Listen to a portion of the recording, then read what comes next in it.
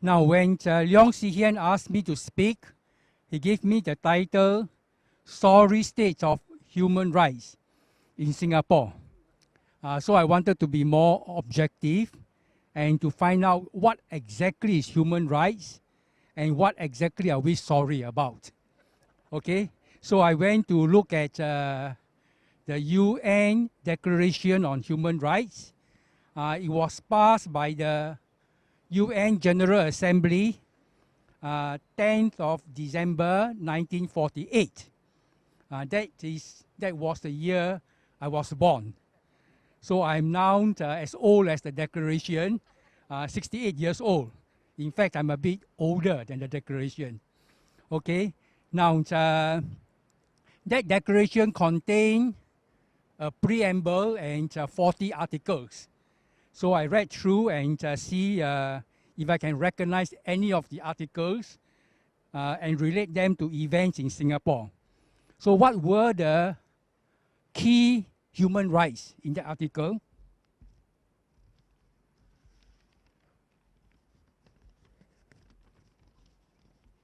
They have been mentioned by some of our earlier speakers, especially Paul Tambaya. He did a very good job.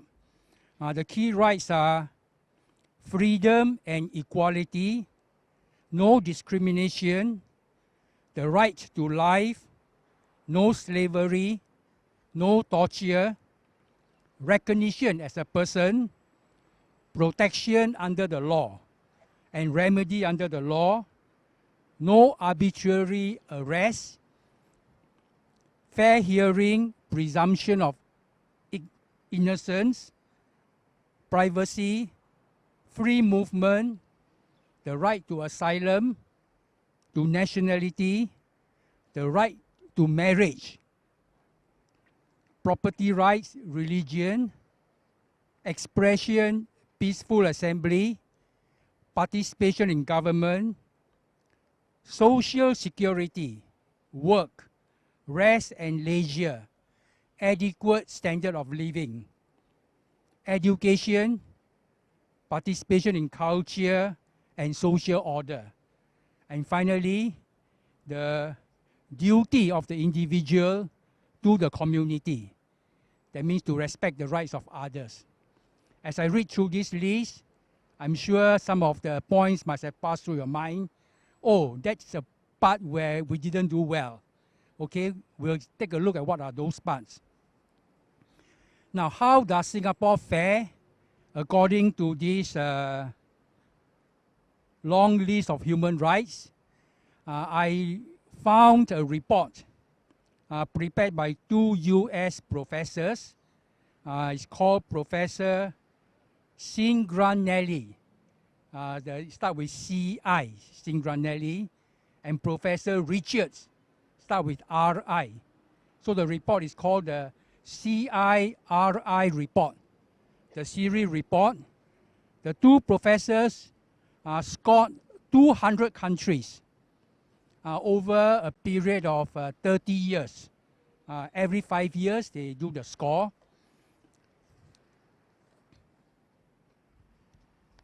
Now, according to the latest report, which was in 2011, I think the next one must be 2016 coming.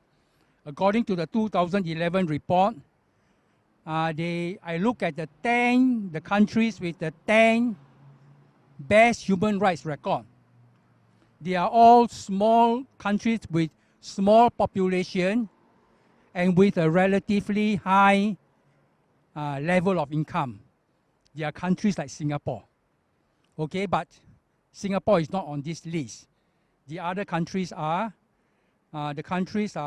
Luxembourg, Netherlands, New Zealand, San Marino, Andorra, Australia, Denmark, Iceland, and Norway. These are all small countries with relatively good level of income, and they score the best in human rights. And then I look at the bottom of the list, see whether Singapore is at the bottom. Okay, and the bottom of the list, the countries with the worst human rights in 2011, I tell you the countries according to the worst, then coming down, not so bad. The worst is Iran, followed by Eritrea, Saudi Arabia, Myanmar, China, Libya, Yemen, North Korea, and Syria. So Singapore escaped this list of worst countries.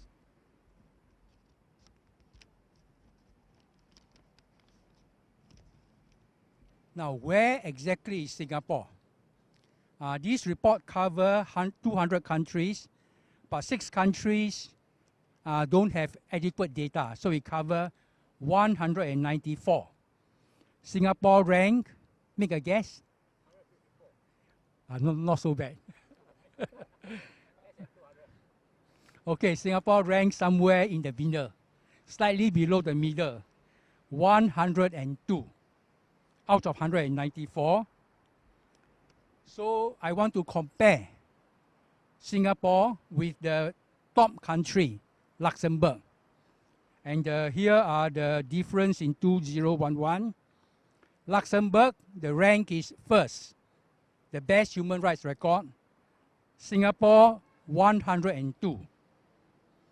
The points, Luxembourg, 30 points, perfect score, 30 points.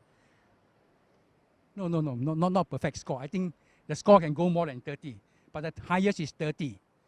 Singapore is 18, about half. Now, of the total score is made up of 4 components.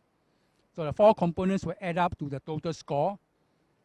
The first component is physical integrity, which I will explain shortly. Luxembourg, 8 points. Singapore, 8 points. So we are okay on physical integrity compared with Luxembourg. Second category is empowerment. Luxembourg, 14 points. Singapore, 6 points. So we do quite poorly, empowerment. We'll take a look at what does that mean. The third is women rights. How do we fare women's rights, Singapore? And what do you think? Down. What's the complaint? Okay, don't know, okay. Luxembourg is 6, Singapore 3. So about half or so. And then the last is judiciary, the law, the court system. Luxembourg 2, Singapore 1. So for physical integrity, we are okay, comparable to Luxembourg. But on all the other 3 categories, we are less than half. Okay, so let's take a look at what does physical integrity mean. Of course, it means safety. It means no torture. It means no extrajudicial killing. The government don't go around shooting people. We see that in one country now, one of our neighboring country. All right, means no political imprisonment, no imprisonment of political opponents, and no disappearance. People don't disappear. So on that score, we are as good as Luxembourg, which surprised me because I know we got this Operation Cold Storage and Marxist conspiracy, and we read the stories. But then I realized that those were in the past. This is the rating in 2011. So 2011, perhaps all the political detainees have been released. I don't know, maybe Solang can tell me later on. All right, so on that score, we have made improvement. Now the score is quite good. What about empowerment? That's the one that we did probably the worst. It means movement overseas, which is okay. We can move overseas. Movement within the country is okay. Then come to freedom of speech. Of course, that's terrible. And then freedom of assembly. I think it's ridiculous that we can't even have 2 people walking together and then we are breaking the law, okay? and then freedom of association. Also, workers' rights. So it seems that our workers' rights are also not so highly regarded internationally. Electoral self-determination. This refers to our GRC system, which is so loaded against the non-establishment party, yeah? And freedom of religion. So on empowerment, these are the factors, and we did quite poorly. On women, that we also did poorly. The two categories are economic rights and political rights. So it means we are not having enough women in the cabinet and in parliament and in our top levels of our companies and so on. And then the economic rights. Okay. And finally, judiciary is about the independence of the judiciary. So I take a look at how did Singapore fare over the last 30 years. They got the rank from 1981. Then 30 years later is 2011. In 1981, we ranked 55. 2011, we ranked 102. So it seems we are getting backwards. No, okay. But actually, our worst point was in 2006, where we ranked 130. So the last 5 years, I think we made some improvement. But compared with 1981, we are quite not good. Now, but we look at the actual points. In 1981, we got 17 points. In 2011, we got 18 points. So therefore, it's not that we got less points. It means the other countries have made a lot of improvement, while we still remain no change. I think that's a problem with Singapore. Very slow to recognize our problem, very slow to change.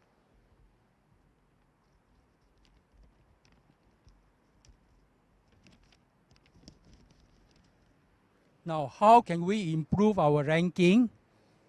Assuming we want to improve our ranking, of course, we have to, the key problem are restriction on speech, assembly, and association.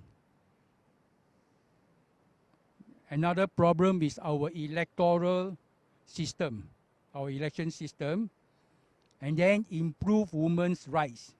I think this is not given enough attention. The rights of women and independence of the judiciary. Of course, many people think that we have to abolish the Internal Security Act, which is outdated and also abused. But somehow this doesn't affect the score of physical integrity. Okay, but one day it could be abused again, then our point will drop a lot. And the other one is the law on capital punishment, the death sentence. Now I want to say a bit about this death sentence. Most ordinary people, including me, we said we do need deterrent. We don't want murder and we don't want drugs. So therefore, most people have been in support of the harsh penalty so that we can have a safe environment. But what most of these people overlook, including myself, is that, now what did we overlook? Now we overlook the fact that many of the people who are actually prosecuted for drug offenses, they are in many cases ignorant, foreigners from poor families. They come here, they don't really know how serious it is. And I also was quite worried when I realized that if I drive a car from Malaysia to Singapore, if someone were to put drugs into my car, how do I prove that I was not the one responsible? So therefore, this is quite a serious problem that scared me for quite a while. If somebody were to just push drugs into your bag, how do you prove that it's not you? So if this can happen if we worry about this, what about those people who are caught? How do they prove that they are innocent? Okay, so this is something that we should be worried about, whether people can be given the capital punishment when they don't fully realize or when they were just framed. We have even heard stories the police might be the one who put the drugs in your possession. We don't know. All right, so these are some of the problems with harsh penalty. So far, I've talked about the academic report. Now I want to share my own views about human rights. Our ranking is not that bad. Of course, it is not that good. We do have a safe environment, and most people have the chance to work and make a decent living. So if we look at the Declaration of Human Rights, there's quite a bit of emphasis on the right to work, to earn a living, to have rest and leisure, and adequate level of income. So in that respect, we are doing reasonably well, not that bad. Of course, we focus on other issues like freedom of speech and so on. That's the negative side. So on the whole, I said we are not that bad, but we are also not that good.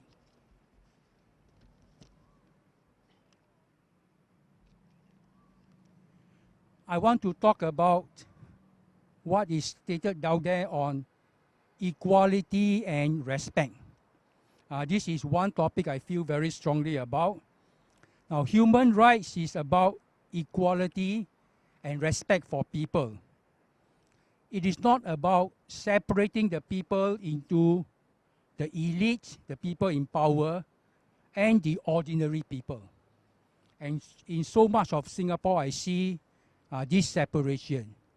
It goes so bad as one MP, one member of parliament, refer to the ordinary people as lesser mortal. When I heard this, I get very angry. Charles Chong. I get very angry because this reflects the attitude of the people in power.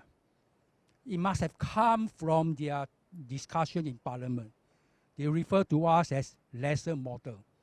So, so therefore, I would consider the Singapore people in power to be failing in this. I also experienced this with many of our ministers. They are arrogant. They think they are very high and mighty. All right, and this is also reflected in the attitude of the civil servants. They don't care about your opinion. They think they know all the answers. So just now somebody talked to me, Singapore economy is very bad. I said, yes, I can see that. But the government, the people in power, they are still in their own world. They don't realize it. So this is why I said this is an important aspect, equality and respect. Now, every time I'm in the function, and if the MP or the minister, this is the guest of honor, comes into the room, what does the host says? Please stand and welcome our guest of honor. There's one person who sits down, who never stands. That's me. I say, now I respect these people, but there's no need to treat them as our bosses. We are all equal. I don't go around throwing eggs at them. I don't go around being disrespectful to them. But I don't think I should stand up just because they happen to be. Okay, so I think we need to be treated more equally. Then we need to know the truth.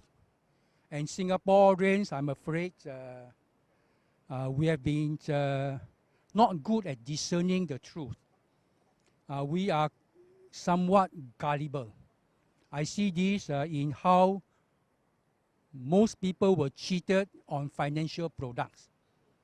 Totally gullible, because Singaporeans are not used to be discerning. So our problem is our mainstream media is too much distorting the truth to paint a good picture for the people in power.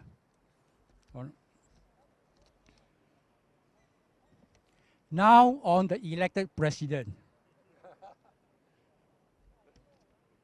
Now, I don't like the changes to the constitution.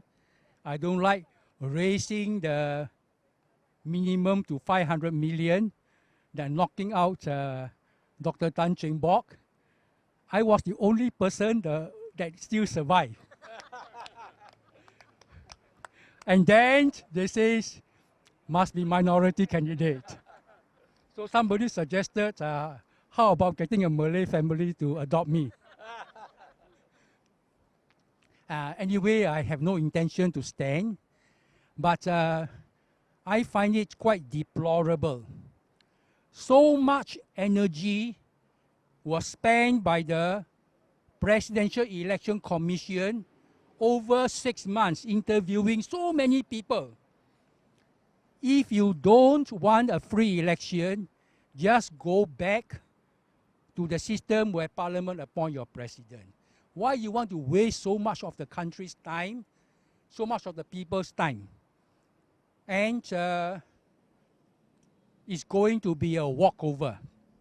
So what's the point of wasting so much time? We've got other things to worry about. So I find that Singaporeans, our government, actually waste too much time on irrelevant matters. I want to add one more point about human rights. There is one human right violation that has affected more than 2 million people, or more than 1 million people, for the last 50 years, that infringe on their freedom and also affect their career prospects. What is that? Nobody mentioned this. It is called conscription. It is called national service. Our males have to spend 3 years. Now it's reduced to 2 years, but what about the waiting time? 3 years. And then when we talk about losing jobs to foreigners, national service plays a very big part.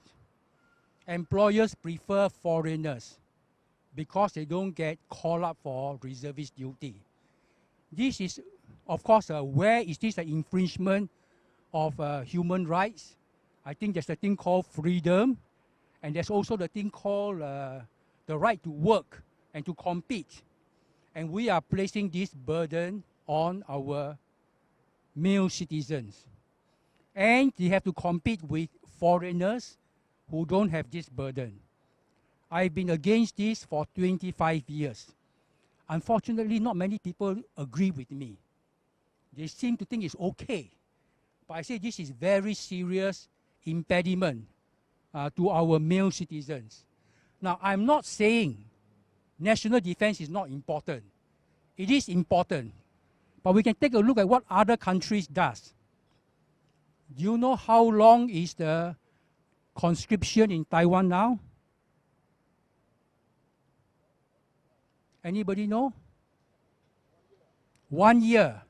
And they want to scrap it and move to a professional army. And Taiwan faced a real threat against China. What about Switzerland?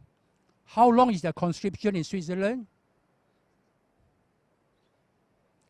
8 months. That's all. You go and spend your 8 months, be trained, and then that's all.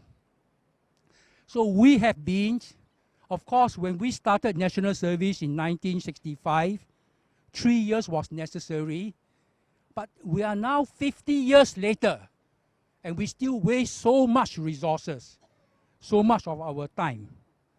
So I will spend some time to see where in the UN Declaration on Human Rights this conscription is infringing on that right.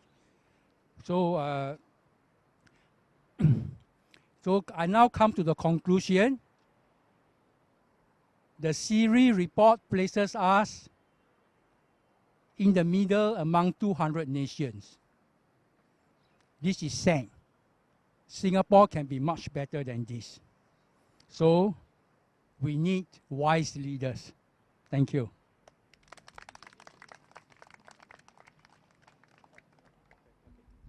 Thank you, Mr. Tan. Last speaker for today is our President of Marwa, Leong Si Hien.